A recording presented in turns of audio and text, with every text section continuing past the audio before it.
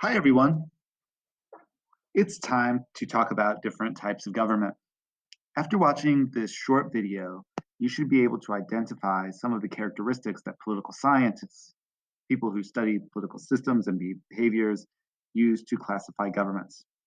There are only three sets of characteristics that we're going to examine, so this is going to be fast.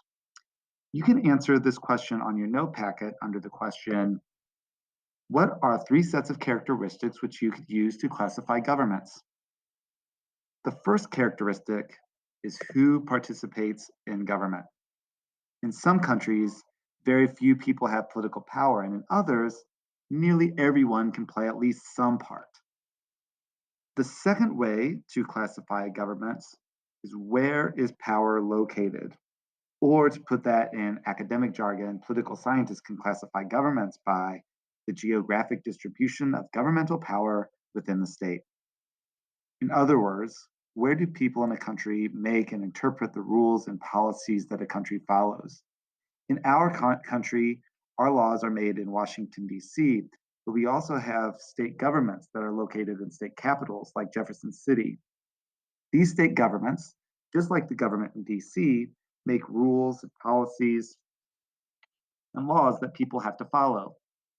Since we have 50 states and 50 capitals, our governmental power is distributed all over this great country. The third characteristic that political scientists look for is the relationship between the legislative and executive branch. The question is the executive part of the legislative branch or is it separate? In some countries, such as Great Britain, the executive is chosen from and is part of the parliament. In the United States, our executive, the president, is not chosen out of the legislature. He is chosen by the people and officially by the Electoral College, but there's more on that later. Regardless, our president is not a member of our legislative branch. Another way to say that is that political scientists can classify governments by how the executive fits or does not fit into the legislative branch. We will explore those categories more in depth in subsequent videos. However, after watching this video, right now you should be able to identify some of the characteristics that political scientists use to categorize different governments.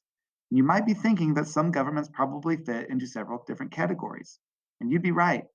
There can be overlap in these categories. Now, some people say that our government class fits into different categories, such as the awesome category and social studies. Granted, those often overlap, and by often, I mean always. Thanks for watching. Oh, and by the way, how does a bee get to school on the school buzz? That's from babycenter.com. That's not my joke. I'm not taking credit for that. That's terrible. Thanks for watching.